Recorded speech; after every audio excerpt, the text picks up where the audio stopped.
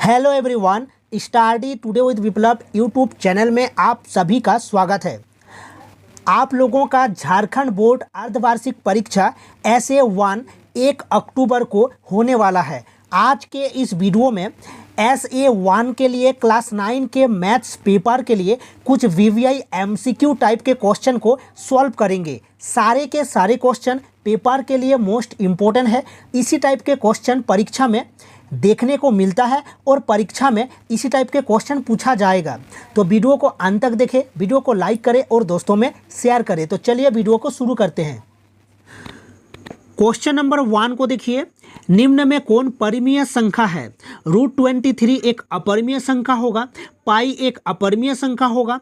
Option C जो दिया गया है 0.101000 मतलब ये भी एक अपरिमेय संख्या होगा, यानी कि जो डी है यानी कि डी एक परिमेय संख्या होगा, क्योंकि √225 को हम 15 लिख सकते हैं। ठीक है, क्योंकि 15 गुना 15 बराबर कितना होता है? 225 होता है। ठीक है, तो इसका राइट आंसर ऑप्शन डी होगा। ठीक है, नेक्स्ट क्वेश्चन को देखिए, निम्न में कौन परिमेय संख्या है? √2 परिमेय संख्या नहीं है, √23 भी नहीं है। ऑप्शन सी होगा राइट आंसर। ठीक है, इसका मान 15 होता है। नेक्स्ट क्वेश्चन को देखिए, क्वेश्चन नंबर 3 को, यानी कि निम्नांकित में कौन परिमेय संख्या है? ऑप्शन बी परिमेय संख्या नहीं होगा, पाई एक अपरिमेय संख्या है, तो ऑप्शन ए होगा राइट आंसर। नेक्स्ट क्वेश्चन को देखिए, निम्न में कौन परिमेय संख्या है? ठीक है, 0 एक परिमेय संख्या है, पाई अपरिमेय संख्या है, √2 अपरिमेय संख्या है, तो इसका राइट आंसर ऑप्शन ए होगा।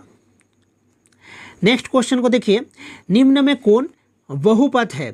√x + 3 यानी कि देखिए √x यानी कि x का जो घातांक है वो 1/2 होगा, यानी कि एक पूर्ण संख्या नहीं है, इसलिए क्या हो जाएगा ना, बहुपद नहीं होगा।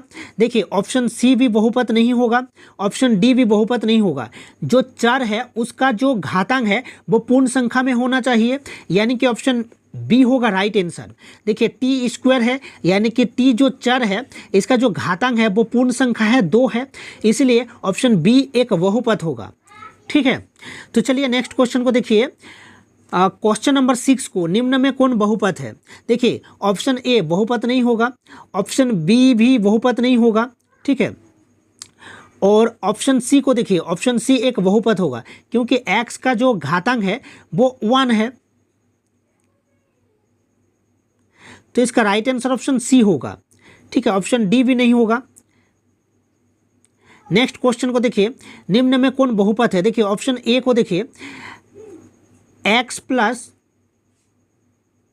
देखिए ऑप्शन ए जो है ये बहुपद नहीं होगा, क्योंकि जो चर है उसका घातांक किस में होना चाहिए? पूर्ण संख्या में होना चाहिए। देखिए x का घातांक -2 है, ये भी नहीं होगा। ठीक है, ऑप्शन सी होगा राइट आंसर। निम्न में कौन बहुपद है? ऑप्शन सी होगा राइट आंसर। नेक्स्ट क्वेश्चन को देखिए, क्वेश्चन नंबर 8 को, निम्न में कौन बहुपद है? ऑप्शन ए नहीं होगा। ठीक है, ऑप्शन सी भी नहीं होगा, यानी कि ऑप्शन बी हो जाएगा, क्योंकि जो चर है इसका जो घातांक है वो एक पूर्ण संख्या है, तो ऑप्शन बी होगा राइट आंसर। नेक्स्ट क्वेश्चन को देखिए, क्वेश्चन नंबर 9 को, निम्न में कौन एक चर बहुपद है? एक चर, यानी कि देखिए ऑप्शन सी को देखिए, एक चर बहुपद है, क्योंकि ऑप्शन ए बहुपद ही नहीं है, ऑप्शन बी भी बहुपद नहीं है, ऑप्शन डी देखिए x है, y है और t है, यानी कि एक चर बहुपद कौन सा होगा? ऑप्शन सी होगा। नेक्स्ट क्वेश्चन को देखिए, क्वेश्चन नंबर 10 को, समीकरण 2x + 3y = 8 की तुलना ax + by + c = 0 से करने पर a, b तथा c का मान क्या होगा? यानी कि ax + by + c = 0 के साथ हमें कंपेयर करना है, तो a का मान कितना हो जाएगा? 2 होगा, b का मान कितना होगा? 3 होगा। देखिए b की जगह 3 है, और c का मान कितना हो जाएगा? -8 होगा, क्योंकि 8 जो है ये राइट साइड में है, अगर हम लेफ्ट साइड में 8 को लाएंगे तो -8 हो जाएगा। तो देखिए ऑप्शन सी में है, a बराबर 2 है, b बराबर 3 है और c बराबर -8 है, यानी कि क्वेश्चन 10 का जो राइट आंसर होगा वो ऑप्शन सी होगा। चलिए नेक्स्ट क्वेश्चन को देखिए, समीकरण y बराबर 3 का 2 चर वाले समीकरण में रूप होगा, यानी कि 2 चर वाले रैखिक समीकरण ax plus by plus c equal to 0 होता है। तो देखिए ax यानी कि हम 0 इंटू एक्स लिख सकते हैं प्लस 1 इंटू वाई लिख सकते हैं, ठीक है, बराबर 3 हम लिख सकते हैं, यानी कि ऑप्शन डी होगा राइट आंसर, ठीक है। तो चलिए नेक्स्ट क्वेश्चन को देखते हैं। इसको हम इस तरह से भी लिख सकते हैं, यानी कि 0 into X plus 1 into Y minus 3 बराबर 0, यानी कि ए का मान 0 होगा, बी का मान 1 है और सी का मान -3 हो जाएगा, ठीक है। तो इसका राइट आंसर ऑप्शन डी होगा। नेक्स्ट क्वेश्चन को देखिए, समीकरण 5 बराबर 2x को ax plus by plus c बराबर 0 के रूप में लिखने पर a b तथा c का मान क्या होगा, यानी कि हम लिख सकते हैं 2x माइनस 5 बराबर 0 हम लिख सकते हैं, यानी कि 2x plus 0 into Y minus 5 बराबर 0, यानी कि 12 का जो राइट आंसर होगा वो हो जाएगा, देखिए a बराबर 2 होगा, a बराबर 2 होगा, b बराबर 0 होगा और c बराबर -5 होगा, यानी कि देखिए a बराबर 2 b बराबर 0, ऑप्शन ए होगा राइट आंसर, ठीक है। तो चलिए नेक्स्ट क्वेश्चन को देखते हैं, क्वेश्चन नंबर 13 को। समीकरण x माइनस 4 बराबर √3y को ax plus by plus c बराबर 0 के रूप में लिखने पर a b तथा c का मान क्या होगा, यानी कि x माइनस 4, यानी कि हम इसको लिख सकते हैं, देखिए यानी कि ax plus by plus c बराबर 0 के रूप में हमें लिखना है, यानी कि x माइनस √3y माइनस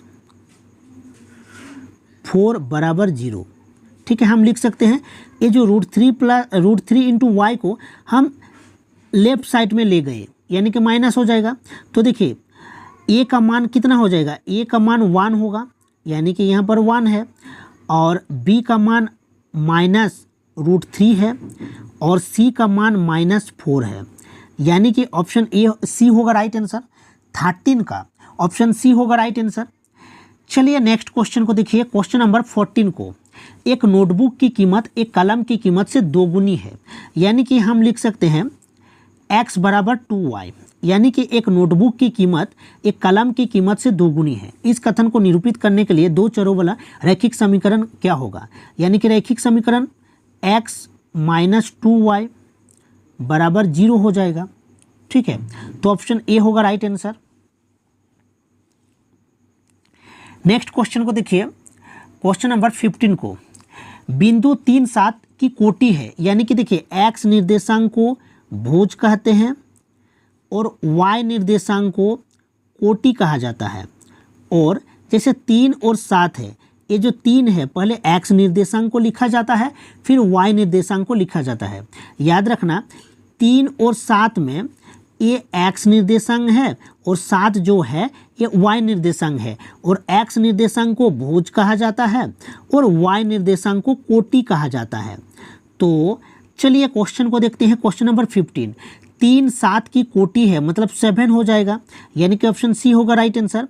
16 को देखिए, 3 -1 का कोटि है, यानी कि -1 होगा कोटि, यानी कि ऑप्शन बी होगा राइट आंसर। निर्देशांक -3 4 का कोटि है, यानी कि कोटि मतलब 4 हो जाएगा कोटि, और -3 क्या हो जाएगा, भुज हो जाएगा। -3 भुज होगा और 4 कोटि होगा। नेक्स्ट देखिए क्वेश्चन नंबर 18 को। निर्देशांक 2 -4 का कोटि है, यानी कि -4 जो होगा वो कोटि होगा, ऑप्शन बी होगा राइट आंसर। और 2 जो होगा ये भुज होगा, एक्स निर्देशांक को भुज कहा जाता है। नेक्स्ट क्वेश्चन को देखिए 19 को। निर्देशांक 5 - 4 को कोटि है, यानी कि 5 जो होगा वो भुज होगा और -4 जो होगा वो कोटि हो जाएगा, ठीक है। एक्स निर्देशांक को भुज कहा जाता है, एक्स निर्देशांक को भुज कहा जाता है और वाई निर्देशांक को कोटि कहा जाता है। नेक्स्ट क्वेश्चन देखिए, बिंदु -3 - 5 किस चतुर्थांश में स्थित है। अच्छा देखिए चतुर्थांश मतलब ये पॉजिटिव होता है, ये पॉजिटिव होता है, और ये जो y है और ये एक्स है तो वाई ये पॉजिटिव होता है, ठीक है। यानी कि पॉजिटिव पॉजिटिव मतलब प्रथम जो चतुर्थांश होगा ये पॉजिटिव पॉजिटिव होगा। देखिए प्रथम जो चतुर्थांश होगा ये पॉजिटिव पॉजिटिव होगा, और सेकंड वाला में देखिए पहले एक्स निर्देशांक को लिया जाता है, यानी कि ये माइनस है, ये नेगेटिव है, इसलिए माइनस प्लस, फिर देखिए ये माइनस माइनस, जो थर्ड जो होगा वो माइनस माइनस में होता है, और फोर्थ चतुर्थांश में क्या होता है ना, प्लस माइनस होता है, क्योंकि पहले एक्स निर्देशांक को लिया जाता है, यानी कि ये जो एक्स निर्देशांक ये प्लस है, ठीक है, तो प्लस को लिया, फिर ये माइनस है इसलिए माइनस को लिया, ठीक है। तो देखिए क्वेश्चन दिया गया है कि -3 -5 किस चतुर्थांश में स्थित है, यानी कि ये तृतीय चतुर्थांश में स्थित है, ठीक है, तृतीय चतुर्थांश में, ऑप्शन सी होगा राइट आंसर। फिर नेक्स्ट देखिए बिंदु 1 2 किस चतुर्थांश में स्थित है, 1 2 यानी कि पॉजिटिव है दोनों, यानी कि प्रथम चतुर्थांश हो जाएगा, यानी कि ऑप्शन ए प्रथम चतुर्थांश। नेक्स्ट देखिए 22 को बिंदु -1 -2 किस चतुर्थांश में स्थित है, देखिए प्रथम चतुर्थांश में प्लस प्लस होता है, द्वितीय चतुर्थांश में क्या होता है ना माइनस और प्लस होता है, और तृतीय चतुर्थांश में क्या होता है माइनस माइनस होता है, चतुर्थ चतुर्थांश में क्या होता है ना प्लस माइनस होता है, तो -1 -2 तृतीय हो जाएगा, ठीक है। नेक्स्ट क्वेश्चन को देखिए, एक कोण की माप इसके संपूरक कोण की माप का 3 गुना है, तो इसकी माप क्या है। देखिए एक कोण को मैं थीटा मान लेता हूं, और संपूरक कोण कितना हो जाएगा 180 माइनस थीटा हो जाएगा, तो एक कोण की माप इसके संपूरक कोण की माप का 3 गुना है, यानी कि इसका 3 गुना, यानी कि 3 थीटा बराबर 180 माइनस थीटा होगा, यानी कि 4 थीटा का मान हो जाएगा 180 डिग्री, यानी कि थीटा का मान हो जाएगा 45 डिग्री। हमें पूछा है इसकी माप, यानी कि 45 × 3 बराबर कितना होगा 135 डिग्री हो जाएगा, यानी कि ऑप्शन सी होगा राइट आंसर, ठीक है। तो नेक्स्ट क्वेश्चन को देखिए, क्वेश्चन नंबर 24, किसी कोण के पूरक कोण तथा संपूरक कोण का अनुपात 2:5 है, तो वह कोण है, यानी कि मैं एक कोण को मान लेता हूँ थीटा है, तो इसका पूरक कोण कितना हो जाएगा 90 माइनस थीटा होगा, और संपूरक कोण कितना हो जाएगा 180 माइनस थीटा, बराबर जो अनुपात दिया गया है वो 2 और 5 का है, तो थीटा का मान हमें निकालना है, मतलब कोण। तो देखिए कोण का मान हो जाएगा, इसको जब हम सॉल्व करेंगे तो क्या हो जाएगा ना, कोण का मान हो जाएगा 30 डिग्री, ठीक है, कोण का मान हो जाएगा 30 डिग्री, इसको सॉल्व कर लीजिएगा, ठीक है। तो इसका राइट आंसर क्या होगा, ऑप्शन ए होगा। नेक्स्ट क्वेश्चन को देखिए, क्वेश्चन नंबर 25 को, यदि एक कोण अपने पूरक कोण की माप से 20 डिग्री अधिक है, यदि एक कोण मैं थीटा मान लेता हूँ, पूरक कोण कितना हो जाएगा, अगर एक कोण थीटा है तो पूरक कोण कितना हो जाएगा 90 माइनस थीटा हो जाएगा, और इनका जो डिफरेंस दिया गया है वो दिया गया है 20 डिग्री के बराबर, यानी कि थीटा प्लस थीटा यानी कि 2 थीटा बराबर कितना हो जाएगा 110 डिग्री हो जाएगा, यानी कि थीटा का मान हो जाएगा 55 डिग्री, ठीक है, 55 डिग्री हो जाएगा, यानी कि इसका राइट आंसर ऑप्शन बी होगा, ठीक है। तो नेक्स्ट क्वेश्चन को देखिए 26 को x + y 7 का हल है, यानी कि x का मान 0 तो y का मान 7 होना चाहिए, यानी कि ऑप्शन ए नहीं होगा, x का मान 3 y का मान 0 ये भी नहीं होगा, x का मान 0 y का मान 4 नहीं होगा, ऑप्शन डी होगा। x + y बराबर 7 है, तो x 3 होगा और y 4 होगा, तब जाकर 7 होगा, ठीक है, तो ऑप्शन डी होगा राइट आंसर। 27 को देखिए, रैखिक समीकरण 4x - 6y = 8 का एक हल है, तो देखो अगर हम 3 रखेंगे यहाँ पर तो कितना हो जाएगा, ऑप्शन ए में 3 चौका 12 माइनस 18 मतलब ऑप्शन ए नहीं होगा, ऑप्शन बी में देखिए 4 पंचे 20, हाँ ऑप्शन बी होगा इसका राइट आंसर, क्योंकि 4 × 5 माइनस 6 × 2 बराबर कितना होगा 20 माइनस 12 मतलब 8 हो जाएगा, ऑप्शन बी होगा राइट आंसर। इसका मतलब है x का मान 5 है और y का मान 2 है, ठीक है। तो देखिए नेक्स्ट क्वेश्चन को, रैखिक समीकरण 2x + 3y = 12 का एक हल है, तो देखिए 2x यानी कि अगर हम x की जगह 2 रखेंगे और y की जगह 3 रखेंगे तो 2 दूनी 4 और 3 तिया 9, ये नहीं होगा, ऑप्शन ए नहीं होगा। ऑप्शन बी को देखिए 2 तिया 6 और 3 दूनी 6, हाँ ऑप्शन बी होगा राइट आंसर, क्योंकि 2 × 3 + 3 × 2 बराबर कितना होगा 6 + 6 12 हो जाएगा, यानी कि ऑप्शन बी होगा राइट आंसर।